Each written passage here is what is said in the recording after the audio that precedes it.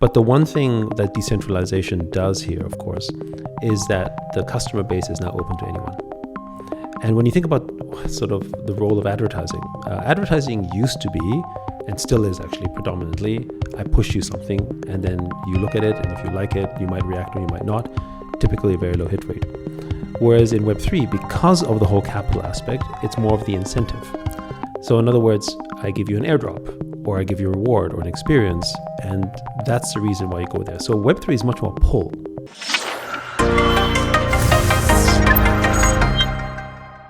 This episode is brought to you by Propy, which is leading the charge in putting real estate on chain. Propy is a game changer. You can buy and sell real estate with cryptocurrencies using the Propy platform, which is powered by a blockchain, of course, and they have a native token called Pro. And I've been an investor in the Propy token since 2018. So Propy is a licensed Web3 pioneer operating since 2017. They have facilitated over $4 billion in transactions. They're putting titles and deeds on chain. They use Coinbase for their crypto escrow service. So this is a great platform. And once again, they are ahead of the curve when it comes to putting real estate on chain. And they just launched a great campaign where you can earn some of the Propy tokens. And it's simply by doing tasks such as sharing their vision video, signing up and inviting a friend, and much more. So if you'd like to learn more about Propy, visit the link in the description. Hey everybody, welcome into the Thinking Crypto podcast. I'm your host, Tony Edward, and we are recording at Station 3 in New York's Financial District. And joining me is Yat Siu, who is the co-founder and chairman of Animoca Brands. Yat, thank you so much for taking the time to do this. Thank you for having me. It's a great pleasure. You just got off a flight, so thank you so much. And this is round 2 of us chatting. We spoke about a month ago. We ran out of time because there's so much to talk about as it relates to Web3 and the impact it's going to have on society. So I wanted to continue the conversation. So let's kick it off.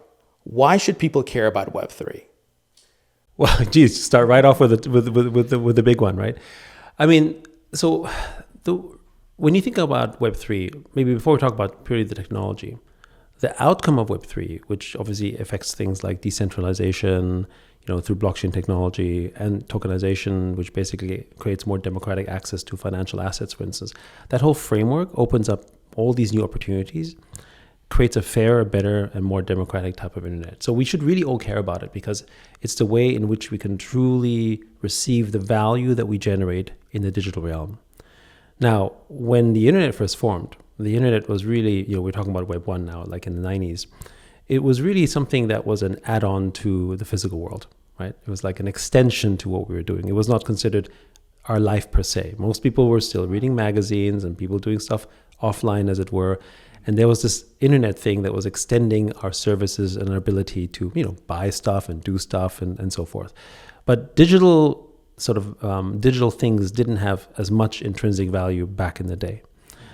But today, because of the data construct and because of network effects, and this is the thing, network effects are the most valuable thing we think in the world today. And the reason why they're valuable is because actually they're a way in which we really create value out of our social connections and out of our networks per se. Like, even think about it, just, forget technology for a moment, right? What are you as a human without your network? Without your friends, without your business relationships?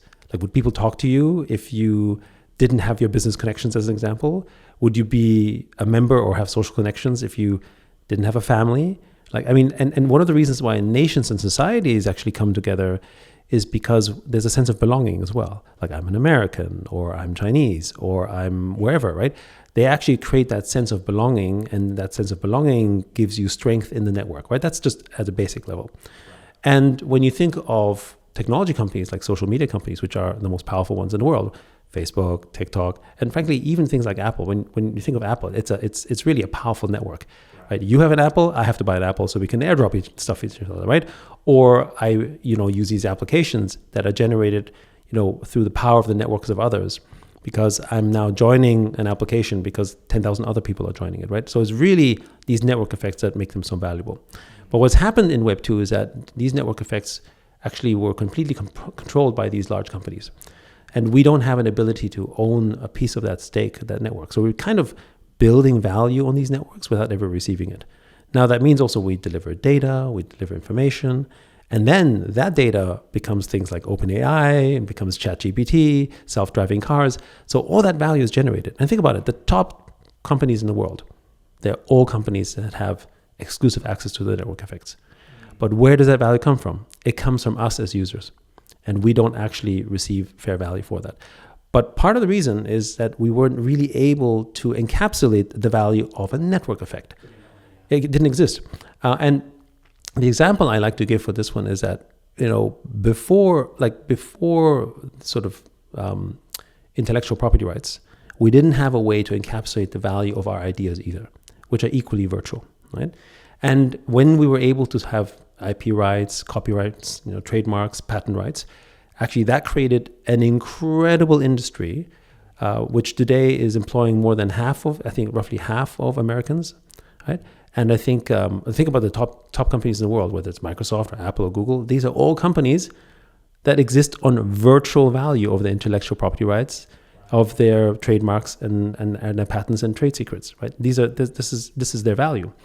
And again, they were benefiting from the ability to own this, and now we have this new property, right? This network sort of effect that we can now own through tokenization. Imagine, if every user that was on Instagram were actually also a kind of stakeholder of Instagram, and the value they contribute to the network would actually be something that they sort of gives them a stake in the network. Not only would it be more powerful and would create more sort of a tribal effect between people, as we see in blockchain, I would also allow them to participate in the growth of the network, right? And it would create a sort of a better outcome. And that's exactly what we see here. I think of likes and follows as an example. Even though it's social currency, it's a form of currency and it's a form of network value, right? I mean, the fact that someone has 1 million followers and someone has 100,000 followers is a clear distinction of the power of your network and the value that you could derive from that.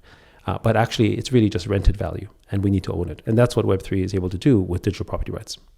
The idea of network effects and Metcalfe's law and Reed's law is so fascinating to me because, as you described it so well, these networks existed in the physical world even before the internet, but now it's on the internet. And to your point, these networks have power because there's actual people participating. Yes. It's so fascinating. And I think the thing is, it's deeply human. I mean, we are social creatures. Why are things like, what is the ultimate outside of capital punishment, right? What is the ultimate punishment that we have in our social society? You go to prison. And what does it mean? You're isolated from society. That's the penalty. I mean, just if you think of this, why is that penalty so excruciating? Because that means we're locked out of our friends, our family, our networks, our social environment. So we're robbing them of their social agency, and that's exactly why it's such a big punishment. So that means really we crave social attention, and we crave, I'm not saying that everyone is an extrovert, but even introverts have strong social bonds. So you could argue that some people have less connections, but they're very strong. And some people have many connections and maybe they're arguably weaker. But the point is that they're still social in nature and they want that. And so what the social media platforms and frankly, what technology companies have figured out is that we can harness that social energy and that social value that we have as humans, and we can make a lot of money from that in the form of advertising. And, advertising, online advertising today is about a $1.1 trillion market in terms of revenue that it generates. But it is only possible because of us as humans. And how much do we actually get paid for having engaged in those networks? And the answer is, of course, a big fat zero. And again, Web3 solves that. It's so fascinating. So let's say the folks who are watching, listening to this, what advice would you give to them to prepare for this change that's happening? How can they not be disrupted and, be ahead of the curve with Web3 adoption? So the thing that a lot of people, we talked a lot about network effects and the value of the networks. But what blockchain really does is, through tokenization, make something into a capital asset. So a token could be, especially meme coins, good or bad. This is not about sort of endorsing them, but owning a meme coin is arguably like owning a kind of network effect of a certain community, right? And because it's a token, it has now become a capital asset of that community, right? Whether it's worth a lot or worth a little, that is sort of secondary. The primary point is that now I own something that has a capital value as a capital asset of a kind of network state or network sort of asset. So that means what tokenization does is it makes everything virtual, but also physical, into a capital asset, and it enhances it by creating more network effects. So, for instance, a stablecoin. A stablecoin is an RWA, so it still has a, it has people use it for dollars and spend money and so on. But the moment you tokenize it, you add a new layer, making it into another type of network asset on top of it. So actually, it extends the value and the power, or more specifically, the power and the distribution of the dollar by tokenizing it.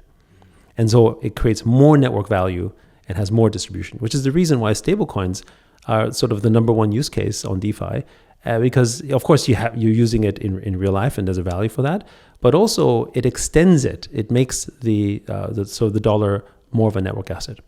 So when you look at sort of other token ecosystems, whether this is an Ethereum or a Solana, right? You don't buy them. No one, obviously you hope that there's value there, but you don't buy them because they give you great yield, or because there's better yield products. Frankly, you get better yield from treasuries than Ethereum staking, right? You buy it because you believe that the value will be more will sort of increase because of what? Because of the network state. Because more people will want it, because more people will use it. Its utility will increase, its network state will increase, and that's the foundation and the formation of that value. And so the question that companies in Web3 who want to enter in Web3 have to think of is, how do I and what are the type of either networks or products and services or applications that I would benefit from if they were turned into capital assets? So I give you an example, for instance, imagine if the music industry didn't have intellectual property protection, there would be no music industry, because musicians would have their music ripped off all the time. There would be no Taylor Swift, no Michael Jackson, no Beatles, no library, right? And this is, by the way, something that back in history, people recognized, which is why I think it was in the 16th century, it's called the Statute of Anne, where they, for the first time, recognized copyright for authors. Because back then, authors were really the sort of progenitors of a form of intellectual property right in terms of writing books and stories. But the power belonged to the publishers because they're the ones distributing it. The authors actually didn't have recognition for being creators. So they're basically always kind of ripped off. Kind of sounds similar to where we are today. And then by recognizing that through the Statute of Anne, creators had a way in which they could now fairly collect the income because it was their property. They could also sell it on, say, hey, you know what, I own these book publishing rights, I can sell it to you, or I can share revenue, that kind of stuff, because it became a capital asset. And what happened was, was the beginning and the foundation where, all these new authors, whether it's Jane Austen, Charles Dickens, or science writers, they all ended up emerging because now they could actually do research or write books or write stories in which there was a commercial incentive to do so, because now actually we could make money from that, which then created the flourishing of that industry. And the same is true for all intellectual property, right? Whether this is music, whether this is pharmaceuticals, whether this is technology, the fact that we can protect that actually gave an incentive for people to build and to advance essentially, technology in society per se. So now the problem though, sort of a long-winded way of saying this, the problem though is that the cost of doing so is protected only through a legal framework, right? So in other words, if I want to protect my intellectual property right as a musician, I got to pay, an IP lawyer, and I got a trademark, and that costs a certain amount of money, which means that I will first have to make a certain amount of money with my music or with whatever I'm doing before it's even worth protecting intellectually. Now with blockchain though, I can protect or at least prove the provenance of my creation for less than $1, for instance, like in the form of an NFT. And immediately, right? And while some people might say, hey, I had that idea as well, there's a timestamp, so you can prove that. Or maybe there's some kind of settlement that happens, but the point is that you can now prove your origin. And so we did this, for instance, with one of our portfolios called TinyTap, which is an education platform. And what they did was they created NFTs out of teaching material from teachers. So a teacher would have created some new teaching content with their platform with AI, and then turned it into an NFT that they would then sell on to, if they wanted to, because it would make like $10 or $20 of yield every year as a capital asset, maybe for $50 or $100. Right? And it's only possible because now that teaching content is now become a capital asset through tokenization.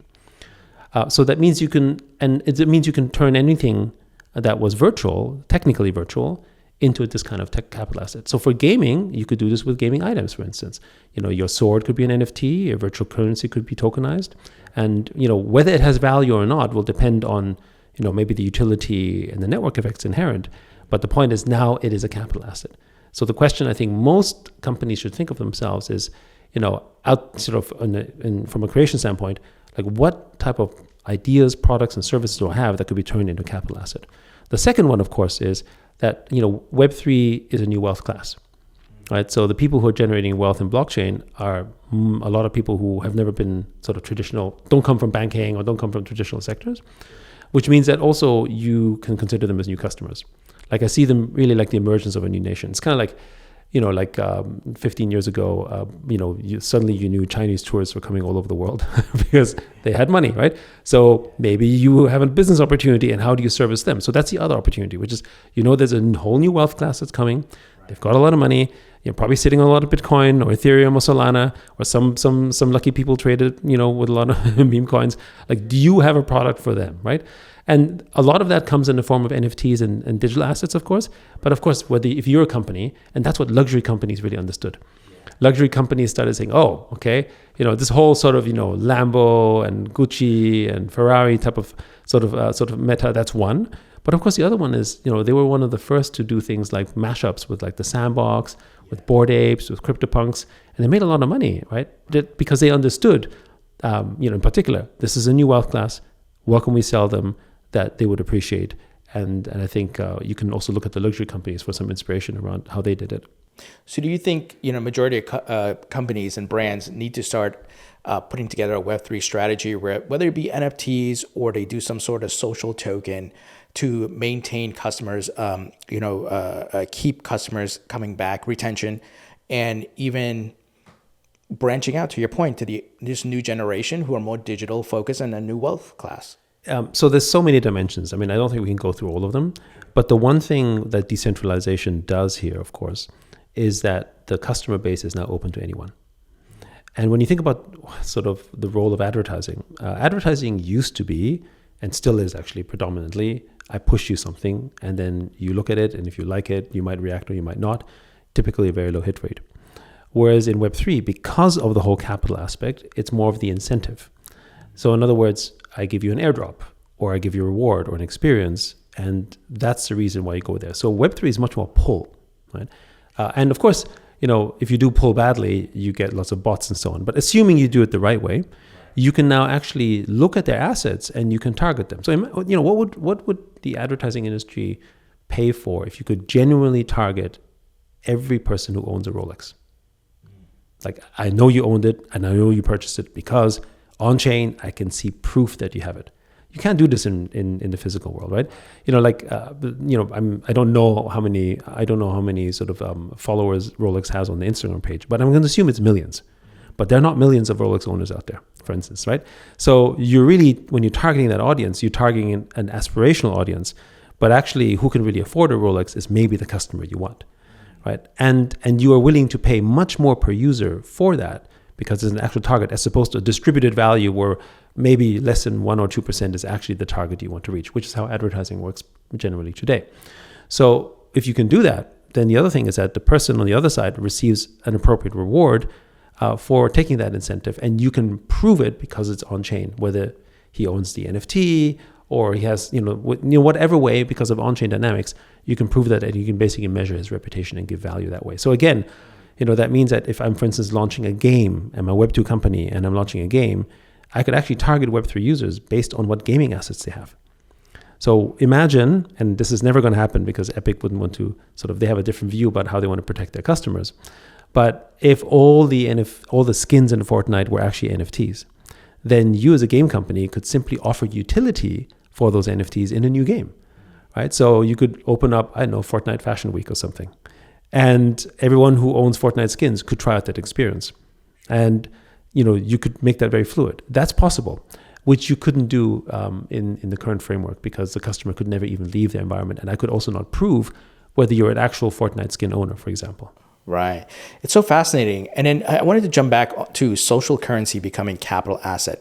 And I'll give the example of President Trump and the Trump meme coin. Of course. Whether you love it or hate it, right? That's not the point. The point is the technology and where the puck is going to. Do you see that celebrities and people of prominence and who have a network of following, they have a personal brand that's strong, will start to create these tokens and fundraise in different ways to fund what they're doing, whether they're an entrepreneur, they're doing charity work and things like that? Yeah. So my view is that we're going to have billions and billions of tokens. And now, sort of going back to the early days of the internet, what was the way in which we built and gained attention and created profile online? It was the website. Yeah. Right? And there were millions and millions of websites built, and the first websites cost millions of dollars to make, and now it costs like almost nothing to make a website. But I would argue that the website has evolved, as in from things like blogs or social media pages. So, for instance, your Instagram page, that to me is a website. It's an evolved form of a website, but it's the same thing, right? It's like, I would draw attention, I write my content, I tell my stories, and then I might have more than one social media page. I might have many of them, right? Just like I have my Instagram page for my business and an Instagram page for me, and then maybe my family, maybe my dog. I've seen it all happens, right? So again, we have billions and billions of online presences in these forms of attention, whether it's a website or social media. It's kind of the same thing to me. And so tokens is the same thing, except it's that version evolved. Because I would also argue that me giving you a like or me following you is a version of that type of sort of currency exchange. It's a social exchange, right? And very often, even though it's unspoken, we actually say, hey, I follow you, you follow me, let's just look like I'm your friend. And then, if someone unfollows you, you're like, hey, why you unfollow me? Like, it doesn't feel just like a technical thing. It feels kind of personal, right? It's like, what's going on here? Like, did I disappoint you? Am I not important for you anymore, right? All that type of stuff is actually just how we operate in real life. And so when you're a celebrity or a business or whichever, you're already dealing with this right now. So what tokens do, and it doesn't just have to be for fundraising. You could if you want to do. All it does is it creates sort of that social energy, if you will, now turns into a capital asset. Whether you choose to monetize it in different ways or not, it depends on the platform or the person in question. Because, there is an interesting sort of paradox around value and power when it comes to money. So, for example, like a lot of people, particularly in the sort of Bitcoin narrative, are very obsessed about scarcity. Makes sense, because the more scarce it is, the more valuable it is, and so on. But if Bitcoin was only held by one person in the world and he had all the Bitcoin, it would not be valuable at all. Nobody would care, right? So its power actually comes from the fact that millions of people have it directly or indirectly.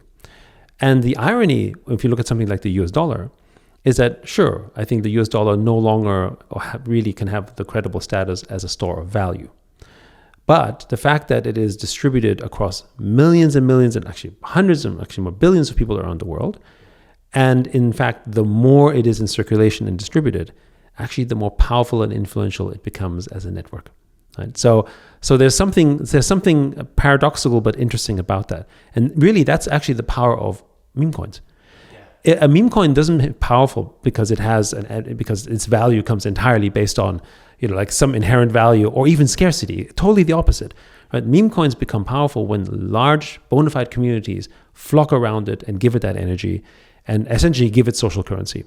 And whether it's high or low, if you have a strong culture and connection, then actually the network effects become stronger, and of course, then they actually grow in value as a result of that. And so that to me is how we can think of social media networks as well, and yourself as a personal brand, right? You're already doing this in some kind of sort of unmeasurable way. Like you don't say, okay, my relationship with you is worth 5 tokens, and your relationship with you is like 10 tokens. But essentially on the back, on social media, Instagram is already calculating that. Right? They're already giving an algorithm. TikTok is already saying what you like the most, what you comment. Exactly. Yeah. They're already measuring that. There's a whole exchange that's happening on the back, and then that value is a form of advertising. Oh, you're this kind of guy, and you have this kind of you might only have 100 people following you, but if it's people like Elon Musk, he's influential. You could have 1 million people follow you, but they could be people from all over the world, and actually maybe not that relevant. And they might not be nearly as valuable as the 100 people that follow you, right? Like we see this with the different areas network. So it's not to say that every network is worth the same. And so tokens now have a way in which they represent that. And so they can represent, and you could trade on that. That's one way if you choose to, but you could also simply just sort of use it as a way to represent that value and represent that influence. Which means that outside of the billions of tokens out there in the world, we don't expect a future where every token is necessarily visible to everyone. Like at the back, there might be whole sort of trade and exchange of value, between, your token and my business token. And there's a whole back end exchange that gives you some kind of, it might output it in Bitcoin. We don't know, right? Because there's also markets and third-party markets and prediction markets and everything that could relate to that. What content is Yat Siu writing next? Or, what is Vitalik thinking about? Or, what's CZ doing? Like these are all going to be traded in, let's call it our brand tokens, whether we issued them or not. And then exchanges will do stuff in the back. And then, and it may be entirely invisible to us from a regular consumer experience, but it will be tokenization engines that are running on the background. Question, you mentioned whether they're issued by us or not. How do you see that playing out? Because I had some scammers issued meme coins off my podcast. I'm like, how do I stop this? How do you think that plays out with law enforcement and so forth? So first, authenticity matters. Right. So that means that if you didn't endorse it and, there would be things like your public wallet. If it didn't come from that, then, it's not valid. And I think blockchain is great for that. And again, these platforms will make it easier. We're kind of early right now, but eventually, at the wallet level, whether maybe it's at your MetaMask, I totally expect that things like Phantom and MetaMask are going to basically create sort of, this is a good token or not a good token. This is authorized, not authorized. Not to say that it removes the permissionlessness. It's still permissionless. It's just that they'll give you sort of indicators, kind of like antivirus and sort of malware protection, right? So that to me would be, I think, what the wallets will end up doing. However, there is a distinction between that and UGC. So someone launching a scam coin is a form of piracy, which is not that different from someone taking content from a movie and posting it on YouTube. Right. And so the question then becomes, and this is again why tokenization is interesting, and you see this happening in imperfect ways. Someone could launch a token with your brand, but everyone knows it's not you. But you're okay because he gives you revenue share of the token. Right. And that's what basically content ID is on YouTube. When I'm sort of taking content that I'm copyrighting. So before, the whole DMCA thing, everyone was trying to shut down all this content, and they said, "Oh my goodness, it's piracy." But then you realize, wait a second, it's powerful distribution, right? I'm getting all these people watching this content that's user generated, even though it's pirating my stuff. So you know what? I'm okay with this because today, for instance, you can't launch a successful movie without mashups from the community. But the user in this case says, "I can use this community to get some fame, but all the revenue I generate from this will go to the original IP creator." And so there's a trade-off that happens between you being allowed to use the content and me receiving the revenue for it in exchange, or maybe revenue share. It kind of depends on that bargain.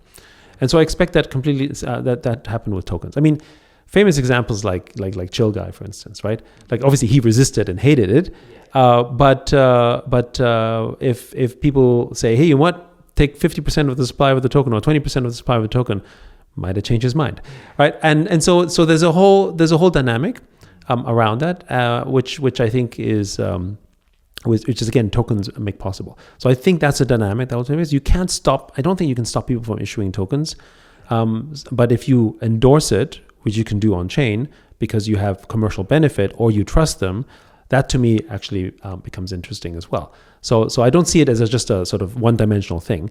And blockchain allows you to sort of verify that and give authenticity towards it. That absolutely makes sense. And I didn't think of that, where you have the rev share or there would be validation on these platforms to say this is a quality token issued by the Tony or whoever, right?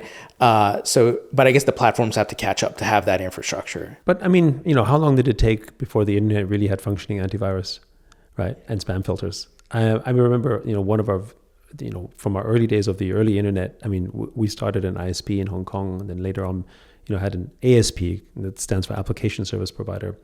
That really is just a fancy way of calling cloud computing, right? Cloud computing wasn't a term back then. And we were one of the largest email companies back in the day. And we were constantly fighting spam, right? Constantly fighting spam, right? Because the cost of sending spam was zero, and we were absorbing all that cost. And so we had to sort of figure out a way to do that. And, it was fairly primitive. Like literally you had sort of just basic word filters. And, with AI and stuff, it just got a little smarter. And same thing here, right? And so you can do the same thing, and I expect that process to happen. And think about all the advancements we see in AI today. You could probably very easily port that into a wallet that gives you sort of indications of that looks kind of scammy based on inference, right? As opposed to just based on verification. And then there could be, and today we see this. Sometimes you go into a website and your filter will say this is a scam site, and maybe that's incorrect. But then whoever says that needs to go and prove it, right? So again, I expect a similar type of model to develop. Oh, for sure. So on that note, right, where our lives are more digital, the blockchain is going to be integrated on different platforms. We'll be able to see the date stamp and do a lot more verification, trust people better, and transact better. But we as individual, Web3 gives us ownership of our data. How do you see the future playing out with us controlling our digital identity, interacting with, yeah, you're on Instagram, I love your content, I keep liking. How do you see that all playing out? Is it's on our mobile phone and we're getting different tokens from different platforms because there'll be so many? So the thing that I find really interesting, and this kind of goes into when everything turns into a capital asset, which by the way, for some people in the world might sound like a horror, right? They don't like that idea. But, and I want to just touch on this because as humans, we are designed to measure and value things, right? And money has just become an easy metric, but we still try to value them in some form or fashion, right? Like, do I spend time with you? Do I have dinner with you? Right? Could we be friends? Should we not be? I mean, there's no dollar value, but we're still creating a value. We're still creating a measure, right? There's something that we're trying to sort of equate.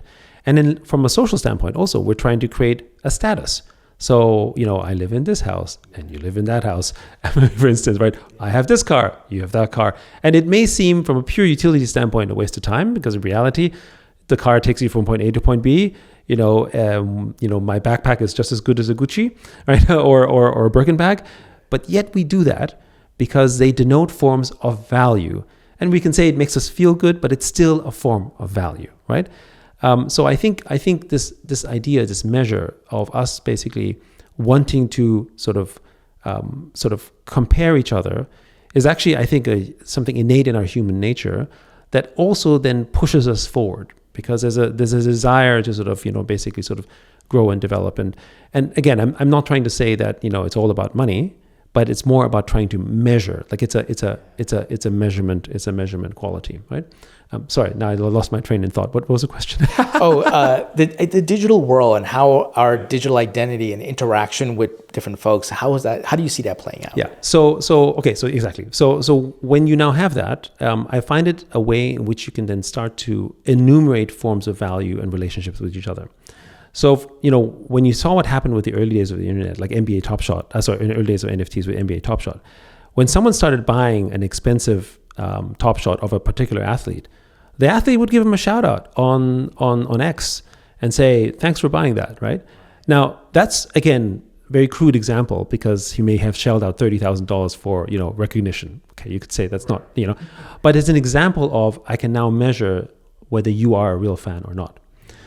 So all the musicians who have millions and millions of, streams and, I don't know, let's call it 1 million people who listen to their music. They have no idea who is their super fan. They don't know who is their 1,000 true fans. They only know that I have 1 million people sort of, maybe listening to me. They also don't know that, you, Tony, are listening to this song 10,000 times a year versus this song one time. And by the way, the platform doesn't want to share that because that's their value and they can monetize it. And then they can say, oh, Tony, you like this music? Let me give you another musician that you might like, right? Meanwhile, the musician, where you're actually the true fan, will never engage in this manner. I don't know.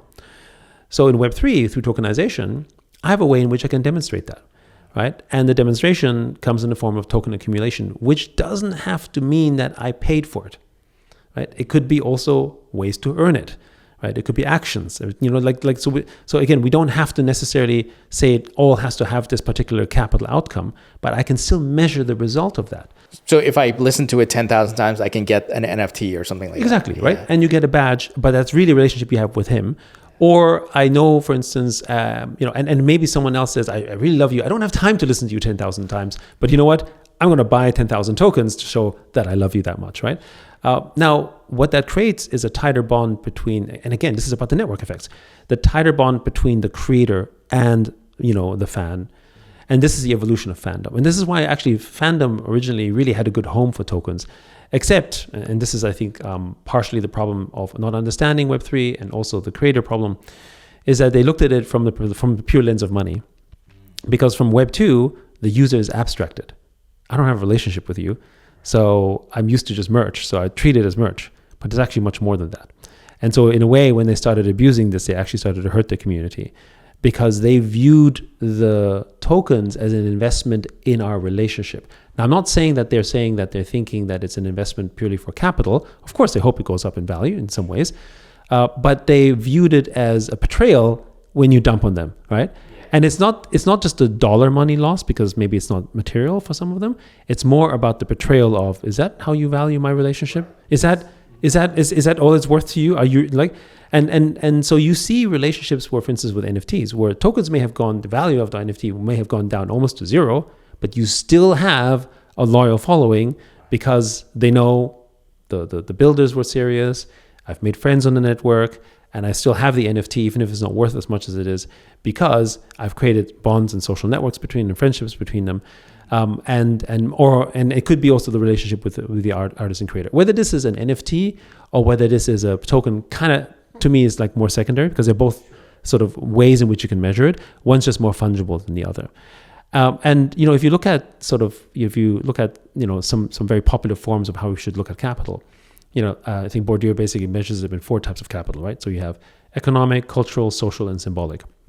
So economic capital is just how much money you have, right? And with that economic power, I can just demonstrate that there's a capital value. I have $1 million, I have 2 million, whatever.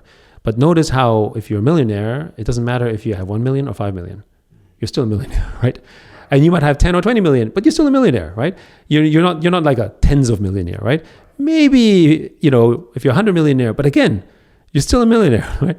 You have to be a billionaire first in order to be moving into this new distinction, which logically is ridiculous, right? Because frankly, there should be a distinction, which is why things like cultural and social and symbolic capital come into play.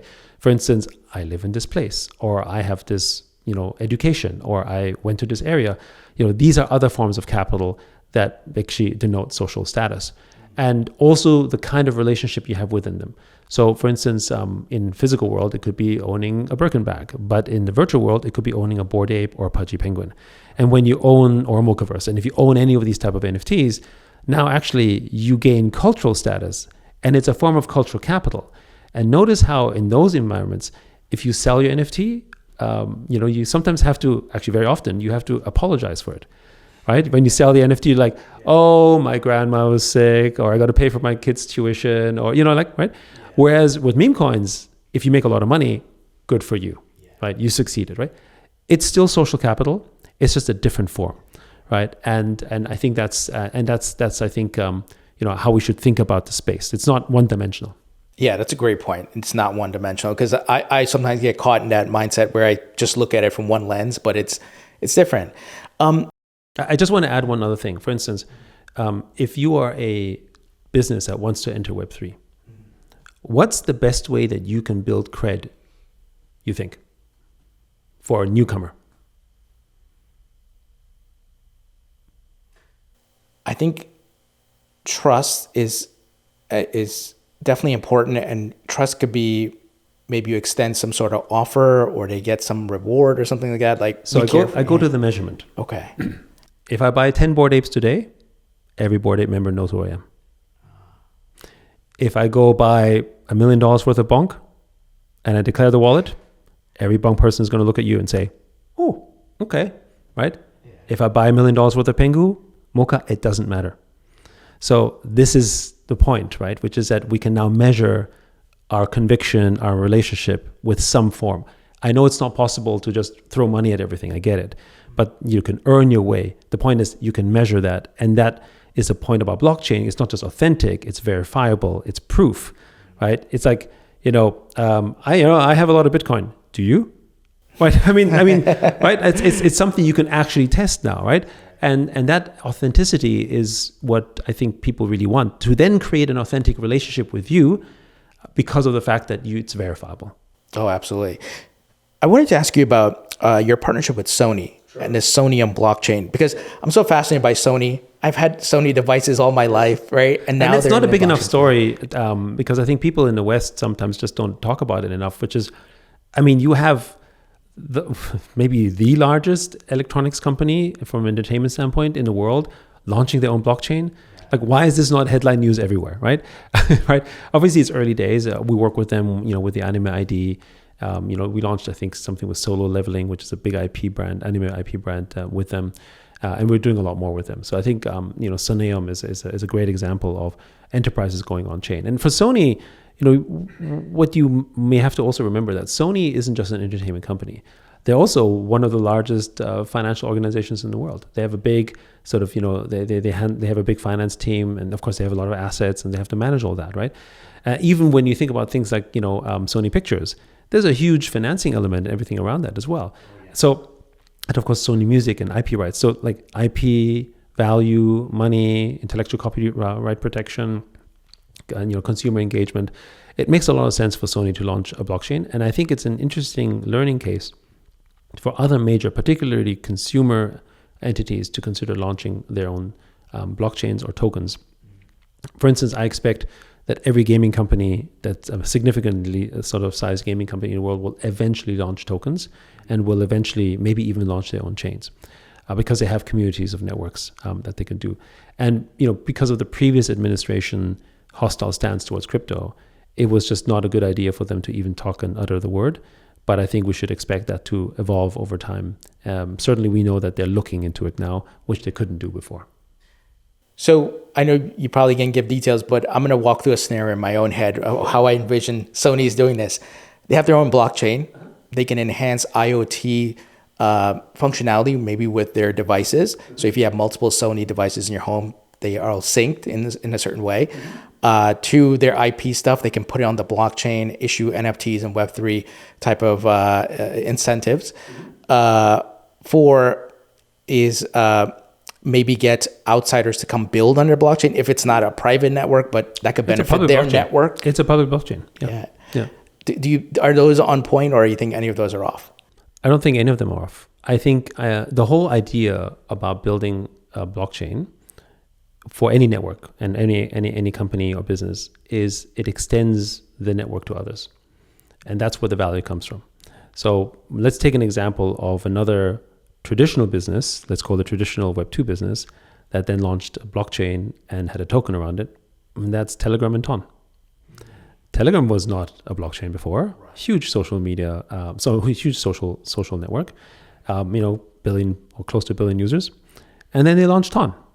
And they had the Ton blockchain. And what they really did there was they extended their network to other people to partake in the Telegram ecosystem and the Telegram users through the Ton blockchain in a permissionless and open way. So we can think of blockchains in this case basically almost like public API extensions, which are basically permissionless. When it's permissionless, it allows companies to build and compose in pretty creative and interesting ways. But because there's a token component attached to it, there's a way in which value is exchanged. And then, of course, that value then goes to the entity that gets paid to support it, right? So that is the reason we think it makes sense for a lot of entities around the world to consider their own chains as a better form of essentially extending their APIs. API extension works just fine, but it becomes more limited because you can't compose freely on top of them, and it's also not secure. I mean, Facebook's not just going to open up the infrastructure to everyone, just dabble around with it and figure it out, right? Like someone's going to do something that really could sort of screw up the network, for example. So they need to have that permission structure because otherwise they get full access. The second thing, of course, is that because you don't have those frameworks, the negotiation for having access is a negotiation that takes time. So in other words, I can't just have 1,000 developers just on board on a Web2 platform just like that because it's complicated and I need permission and maybe I need to sign a contract. Whereas in blockchain, I don't need to talk to anyone. I can just start. Here's the documentation, get going, right? And there's a public node infrastructure and there's security and everything attached to it. So again, I think blockchains are just a really, really powerful way to extend composability on anything, which includes networks, companies, ecosystems, you name it. So fascinating. It's like a brave new world. Yes, very exciting. So yeah, it's 50 years from now. It's 2075. My math's right there. Am I walking around with my mobile phone where my passport, my driver's license, all my verifiable documents are on there, my digital identity. I have a wallet that supports multiple blockchains and multiple tokens. I have tokens from Sony, from Facebook, and so on and so forth. I can sell those tokens. I can use them to unlock features. I could lend them out in the open market or along with NFTs. Is that something realistic? It's realistic, but I don't think it's 50 years out. I think it's more like 10 years out or something. And the reason, well, first of all, I don't think we'll be using mobile phones that way. Okay. In 50 years, we'll probably have implants and stuff. And I don't know, like whatever that may be. But I think because when you look at the sort of history of sort of what really gains traction, particularly when it comes to technology, it's the ease of use, and the UX basically gives us the fastest possible experience in which we can sort of really input and process data, right? And the reason why the smartphone in particular and the phone work so powerfully is because, the fastest way in which most of us absorb data is through our eyes, right? And that's why that interface hasn't really changed for basically thousands of years, right? And so what's faster than eyes, right? It's going to have to be something that eventually sort of plugs into our brain. What do you think glasses might be? No, next I mean, step? glasses are an extension to our eyes. Right. So yes, it may be more efficient. That's why people talk about sort of, the goggles and so on. But as we know more about the brain, and as we know more about sort of, the world, which of course, and science, which, again, this is not my field, but if you look at the progress of, and what's happening with AI, we should expect that we will probably have some form of brain implant. Now, what that means though, is that more than ever, you need to be able to basically have things that you can verify, whether this is real or not, whether it's fake, right? Whether this is authentic, right? And again, blockchain is great for that, right? Because now you have, and this is the next part, which, part of the thing isn't about necessarily me trading or me holding tokens and doing stuff. Everything will be agentic. So an AI will do everything for you, broadly speaking, right? So that means the AI has to have permission. And that means that you need to also trust the AI. So again, blockchain is actually quite good for that. Many of the interactions that you will take place will be literally, maybe you interact with, like for instance, I think the future wallet and token wallet is not going to be a sort of MetaMask style interface. It's going to be literally you just talking to the wallet. Like that kind of mass adoption is simply going to be, hey, you know what? I need to go and I need to go here and maybe I need my Sony tokens. So the AI agent will just take care of that for you. And if you don't have Sony tokens, he's going to just buy the Sony tokens for you to go there. And you say, well, sir, you don't have, Sony tokens, but it's going to cost you $10 to do this. Go for it, right? Or whatever that may be, right? Like whatever currency they're exchanging. So the AI agent will take care of all of that for you. And you would have, and also I think there's not going to be one AI agent. I think there's going to be, you might have like at least dozens of AI agents who do specific things that will advise you, right, as well. And they're going to be all in this interface, which may initially be on the phone, but will probably extend. But I think blockchain, what's powerful about blockchain is that now you can build a public reputation framework as well that, through ZK, I can attest essentially who I am and verify without necessarily even revealing my identity, right? And in a way, we kind of do this in real life. Like if you go to the supermarket and you're buying stuff and or to a bread store and he gives you bread and, you'll pay. Notice how, he gives you the bread first and then you pay later, because there's some kind of trust that is already there between, at least a social trust. I don't know who you are, but, I think you have a reputation and I can trust you. So it's okay for me to give you the goods first and then you pay later, right? Like literally at the end of it. Because you know what? You can take the bread and run, right? Which happens in some countries, right? And which is why you have to lock stuff up, like in, say, San Francisco. Yeah, for sure. And you can see what happens when you suddenly can't trust anyone, right? And so with blockchain, imagine you go in and, you verify, this is the citizen. I don't need to know your name, right? But I can verify that, you pay your taxes or you're like, a good person, and I can trust you. And immediately everything is available for you to just browse and take a look and buy, and I don't have to worry about that. I mean, that's obviously a much more extreme example, but it's just to say that I can build frameworks of trust, but while still preserving my privacy. Yeah, with ZK and all that. Yeah. Now, Elon at SpaceX and the other folks are in the space race. Who can build the best rockets to go up, reusable? Eventually, yeah, we're going to get to the moon again. We're going to get to Mars, as Elon is saying. I don't know how long it's going to take, but we're going to get there. But these off-world economies will require digital money, digital currency, digital, in that level. So do you see this technology getting even more adoption that way? Because we can't transact in cash in space and things like that. First, I think most of the transactions in the future will be done through AI agents. And the natural currency of AI agents is going to be basically crypto and tokens. Right? There's an interesting parallel, by the way, on this. It's not just the fact that AI agents more naturally trade in tokens. It's also the fact that AI agents also have the ability to create tokens. Right. So a bit of a sort of a sequitur, but what we should expect, therefore, is that we will not only just be in the future employed by humans or organizations, we're going to be employed by AI agents because they have the ability to generate tokens which have a form of value, which therefore gives them a sense of power as well, which, again, AI agents haven't had that before. Like the moment you give someone the ability to create or trade or make money, you're actually giving them power, right? And it's entirely possible that a really smart AI trading bot, as we have seen, can make millions of dollars, and then it can use that millions of dollars as a way to incentivize user behavior or user action that is human, right? So we're entering a world where we're not just working for other humans. We're going to be working, because in a way, I think we're already working for protocols.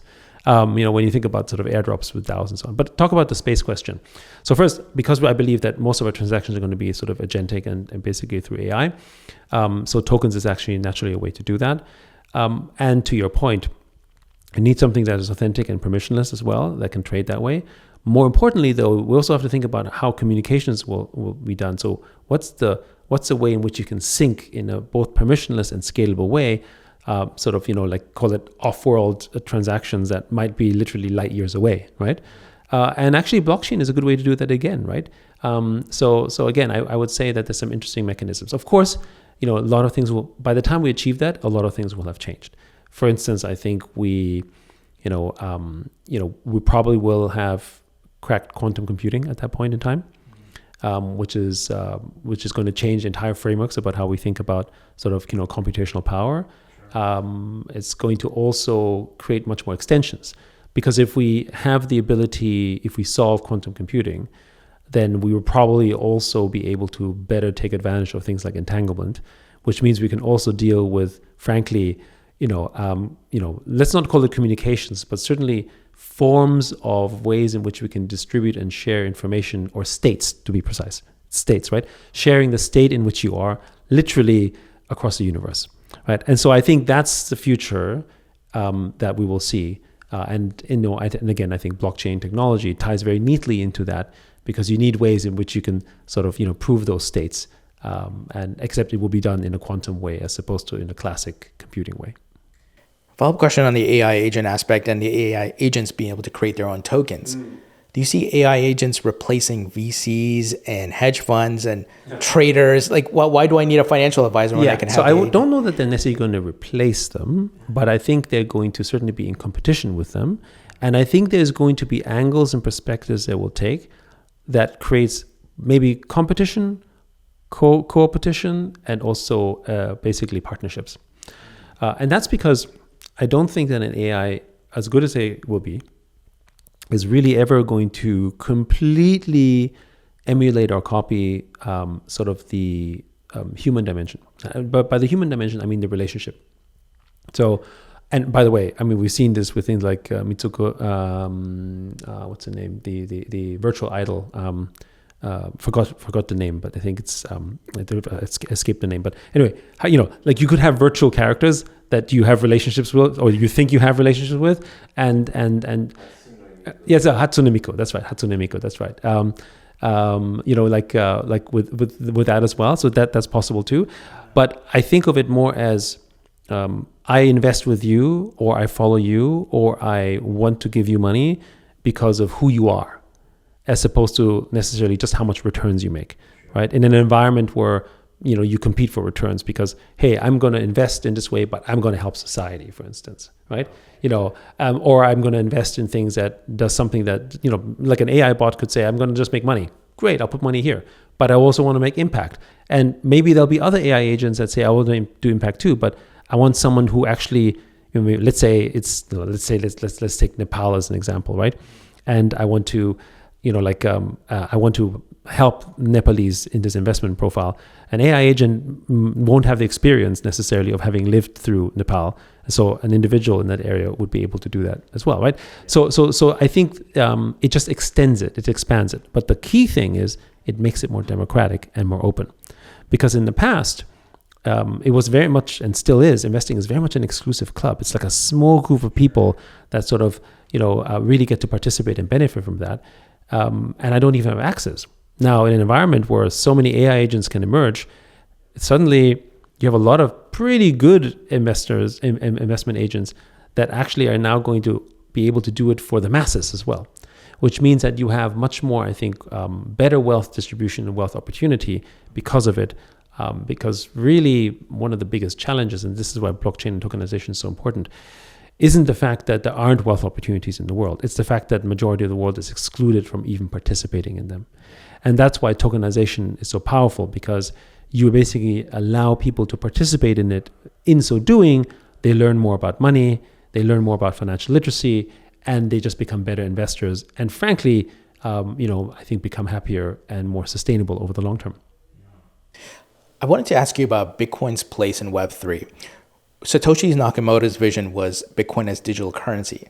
It's kind of evolved. The network has says, the network effects of the market has said this is more digital gold. And there are slow transaction speeds at times, high fees. And when I send people money, I sell them stable coins, if they are open to doing it. So I'm not using it as digital currency, but I hold Bitcoin and I have it as digital gold. Where does this fit as the Web3 grows? So first, I think Bitcoin has really, really nailed its value proposition as a store of value. And I think every other endeavor, frankly, is a little bit sort of, I wouldn't say a waste of time, but it's a very difficult one, because you just have to talk to any person who owns Bitcoin and say, would you please spend your Bitcoin? And the answer is a resounding no. Okay. And I think, I think the reason why is because it's your savings account effectively, right? And so I think Bitcoin will, and I think its value proposition will never change as a result of that. I think it's, I think we shouldn't, Ethereum has this problem where it's, trying to be both a store of value and that currency. So I feel like Bitcoin doesn't need to be the currency per se. I think it should be that store of value. And that's why it, is really sort of the reserve currency of our industry. And it also extends beyond basically just Web3, but also everything that's happening in TradFi world as well. Now, I think there is this very interesting thing that I think it was Thaler, but in his Nobel Prize research, basically described in behavioral economics this construct of mental accounting, right? And in mental, and you can see this in real life. For instance, if you win money in a lottery, you'll probably just go out and spend it a lot. But yet, if you worked for it and you got your salary, you save it and you treat it very differently. But the dollar is still the dollar. So what's the difference, right? Right. So that's mental accounting. And I would say in crypto, we definitely have mental accounting for Bitcoin. Bitcoin is your savings account, right? And you typically, every time you dip into your savings account in real life, it's like, wow, it's painful, right? And I don't want to touch that. This is for the long term. Right. And if you do dip into it, it has to be freaking serious. Right. Like, oh, my kid's education or my grandma's sick or whatever, that kind of stuff. Right. So you'll never dip into that. Right. And then you have things like airdrops and like tokens that you earn. And I think this is the other thing, because it feels like you didn't work for it per se as much, or in some cases. Right. So that's why people treat tokens they work for differently than tokens that are just simply given to them. And then they literally just dump it in the market because but the flip side is that they may dump it in the market, but if you have something they should use it on, and we saw this, for instance, with the launch of things like Mocha and ApeCoin, then you would spend it on something as well. So you're much more likely to spend your, let's call it sort of spending money, which is your airdrop money, into something like an NFT or something that might seem expensive. So, I actually just recently, just a few days ago, I did a poll, and I said, would you pay, I think it was 12.75 ETH for Bored Ape, or would you pay $32,700 for Bored Ape? Which one would you prefer, right? And, the majority went for 12.75 ETH. What's the difference? One is ETH, one's dollars. They're exactly the same, right? And it was just a mental accounting because I bought ETH maybe at a lower price. It went up in value. It feels more spendable. And I think the entire industry that we're in comes from the fact that when it comes about meme coins, altcoins, from the mental accounting perspective, are very, very disposable in ways.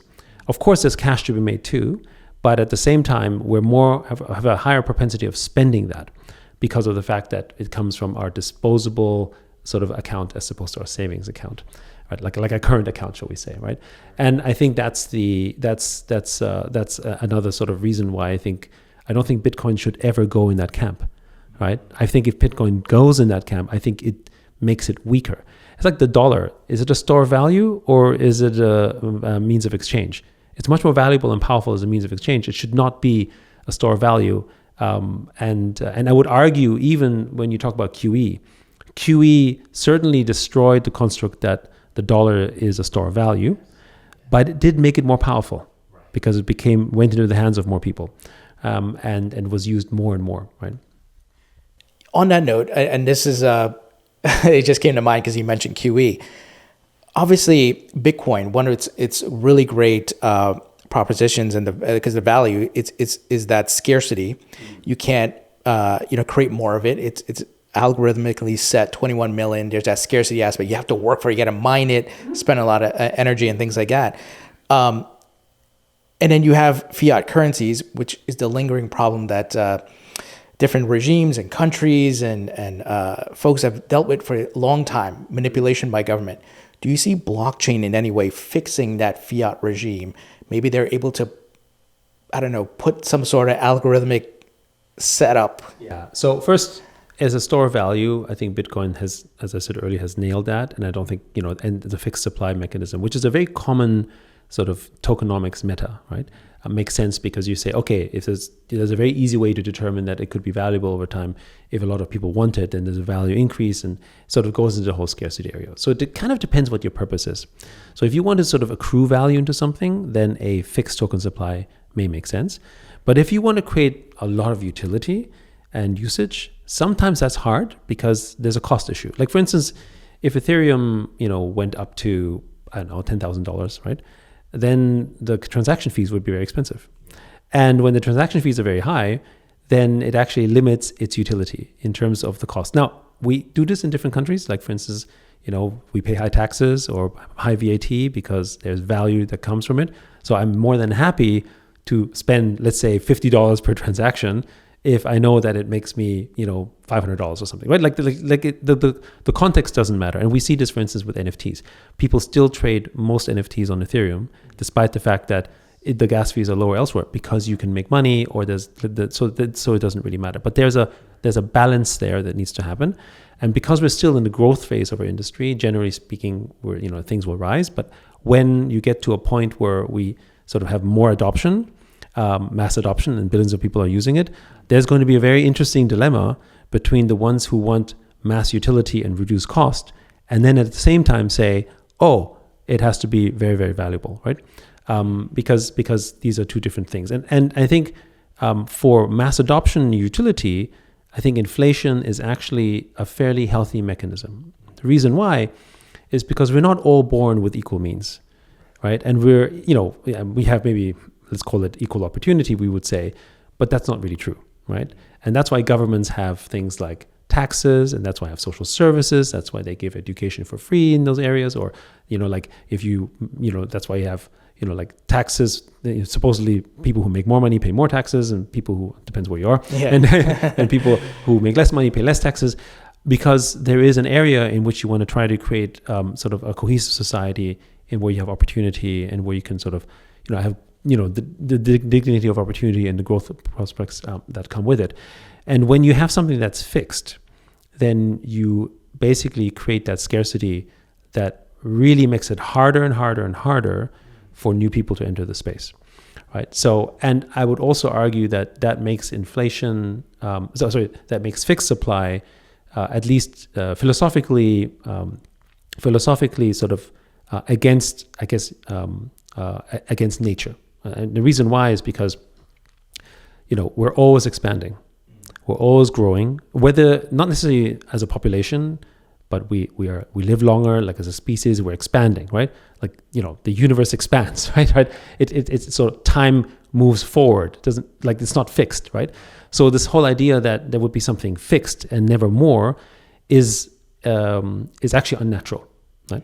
Now, again, for things that have to store value and we agree in their scarcity, things like, historically gold or that kind of stuff, there's an understanding because that's how we measure around that. And so I think, Bitcoin is great for that. But again, if you want utility and usage, you will not be able to grow the usage and the power of the network if you make it more expensive over time and more exclusive and more scarce, because you simply can't access that. Now, there are societies where you say, that's all I want to be. So for instance, Switzerland has no ambition to be 100 million people. It's cool, right? And the people who live in Switzerland don't want to be 100 million people. They're more than happy with what they have.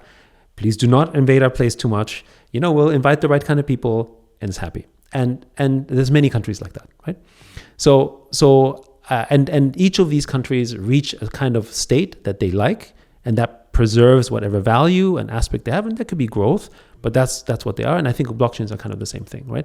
And because we're at this stage where, like when you think about, especially on-chain, it's less than 100 million people on-chain. There's maybe 400 million people who own tokens and trading exchanges. There's 8 billion people in the world, right? So from a mass adoption standpoint, we're still very far away. And so we're all just simply experiencing growth from macro, right? Which is why generally I'm bullish on the sector, because I think billions of people will have crypto and will use tokens and will be in Web3, right? But once we reach the point where we reach a point of saturation, which is a while away, right? Then when everyone sort of then we need to talk about the construct differently. And I would say you're not going to bring on more people unless you have something that is inflationary. So I think the problem when you think about sort of so Keynesian economics, which is really sort of the inspiration between QE, right? The problem isn't per se the fact that there's QE. It's the fact that after you have basically succeeded, you're supposed to then pull back. And from a political standpoint, it's very unpopular when you kind of got addicted to basically just pushing it out. And so that's the issue, right? The issue is that sort of we're not willing to sort of pull back from the QE side of things and reverse back to it. But there's a lot of debate between sort of, there's a big topic between sort of obviously Austrian and Chicago School of Economics versus Keynesian and so on. That's another topic. So yeah. No, that is great. I've learned so much. And the fact that, what you're saying, the ability to print money into a QE is not necessarily a bug, but a feature. But the problem is what I think Elon is trying to do, put government spending on the blockchain so we can all verify where's our tax dollars going. But that's different. That's transparency. Okay. And I think that's a great thing. Because the other problem that all societies have, basically, and the US is no exception, is basically corruption, right? And the more corrupt society is, actually, the less efficient it is, because there's an intermediary in the middle that then negotiates and basically uses their power to do an outcome that is not actually markets-based. So, generally, if you're in blockchain, in Web3 crypto, you're basically typically a free market maximalist, right? Which means that you believe that the market has the open and free market is the best way to determine actual pricing, demand, supply, and the sort of resulting utility, right? So if something is cheap, then there will be more demand, or maybe it's indicative that it's not important or interesting anymore, right? Like all these type of things. I think the one thing that that type of economics often does actually miss is the fact that as humans, we're not fully rational, right? And so the utility isn't the only reason we do it. We sort of put emotional value, cultural and symbolic value into it. And as a result, it may be valuable. Like, for instance, why do we still have horses? I mean, like the utility of the horse is all gone. And today, polo is a luxury sport. right? And we watch horse races and stuff.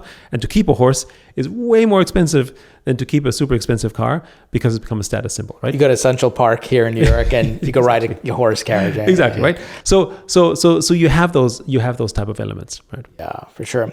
Yeah, I know we're coming up on time, and I wanted to ask you about this. Last week, there's a report that Animoca Brands may come to the United States to do a public listing. What can you tell us there? And if you are planning to, would you do IPO, SPAC? How would you go? Yeah. So first of all, Animoca Brands, it's not a secret that Animoca Brands has been looking at being a public company again, and that's listed and traded. So for those who may not know, we were once a listed company on the Australian Stock Exchange. And as a result, we're still a public company, and we're all common stock still to this day. We have like 3,000 shareholders in Animoca, I think. And we kind of operate almost DAO-like, obviously in a traditional sort of shareholding perspective. So we're quite accustomed to that.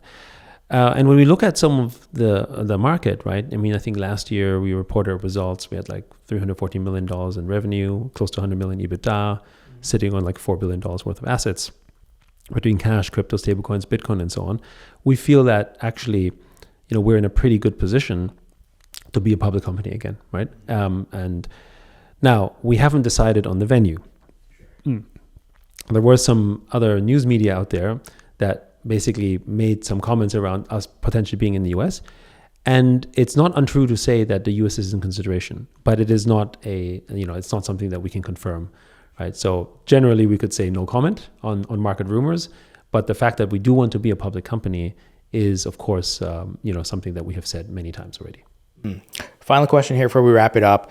What can you tell us that's on your roadmap, as far as maybe investments, how you plan to handle the remainder of this bull market and planning for like a bear market 2026, 2027, things like that? It's interesting how our definitions of bull markets seem to change. So, because there was definitely bull market in Q4, especially after Trump got elected, and now we're seeing a little inkling pricing going a little bit. It's like bull market, right? I mean, I love the optimism in Web3, and I think it's one of the most powerful things that we have in our space, which is relentless optimism and building in this area. So first, we obviously are very bullish on gaming. We actually think maybe I'll come to that thesis a little bit towards the end because I think it's a macro thesis. But let's go into new areas that people might not be aware that we're building on. We have over 573 portfolios. The three areas we like a lot, outside of the usual stuff like AI, DePIN, and of course, we really like digital identity. So with Mochaverse, we're very, very focused around basically creating a big reputation stack. For us, digital identity is the key for digital reputation, which is the key to creating a safer and better and more trusted internet. And I think one of the challenges we have in our space is that we're all dealing with a lot of anonymous wallets, right? And it's okay to be anonymous. I don't need to know your name, but I need to know your reputation of that wallet. And I understand that I don't want to share what that is, but I should have some kind of score that's attested from another credible wallet. That is an example of something where I can sort of still preserve, sort of the privacy while actually doing trusted business. Because right now, there's so many bots and stuff out there. And this is just an evolution of space. This will get solved, but we're very focused on that. The second thing that we are focused on is education. So with Open Campus, with EDU chain. Why? Because it's a $5 trillion market. Hundreds of millions of students in the world that are basically for the first time wanting to be onboarded basically into the world of Web3. And the way to do that, we think, is by providing things like student loans. So we basically backed a company called Pencil Finance that was building on EDU chain, a student loan platform.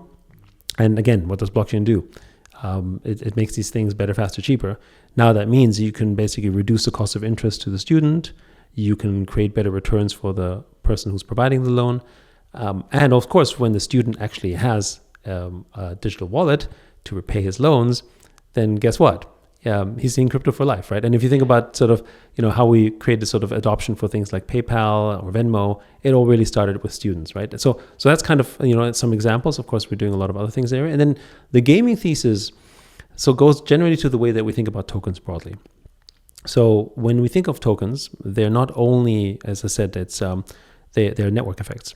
And these network effects are reflections of not only, because they're financial in nature, not only of what's happening in the Web3 space, but in the global space. They're mimetic. Like, for instance, I got to know about Chill Guy because there was a token. Yeah. But, the people who actually cared about Chill Guy as a token was not that many compared to the people on TikTok.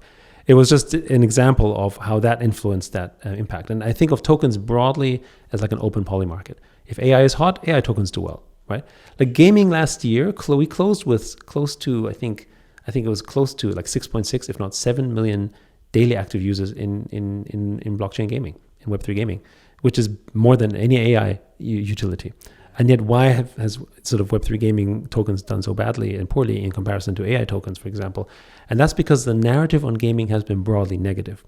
So a lot of people felt that gaming was going to grow post-COVID, but it didn't. It actually stayed flat, right? Also, the other thing about gaming is that it's not actually had any price increases for over 10 years, which means that gaming, with QE, during that period of time, the cost of their salaries, the cost of milk, the cost of everything has gone up as a game studio, but the cost of making revenue, the revenue opportunity has stayed broadly flat, right? Which means on real money terms, they're actually making less money than before, which means that less investors are investing in them because the studios aren't doing so well anymore. And the stock market prices for many gaming companies isn't doing that well as well. Like for instance, Roblox, I think has 380 million active users, 380 million. Right? And its market cap is, I think last I looked, 40 or 50 billion, maybe 60 at some good days. Just compute that. If this thing was called TikTok or had a social network thing in there, 10 times the value, right? It's narrative, right? The gaming narratives aren't as powerful because of the sentiment.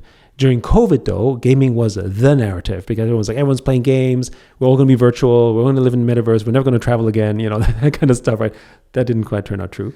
So that effect, gaming lost over the last 3 years, and that's why token prices are down because general investor sentiment is down, right? And we think this because we think this impact will impact other tokens as well, right? In terms of other industries, whether it's AI or DeSci or DePIN. Like if those topics become popular in the broader meta of the world, the tokens will have an impact as well.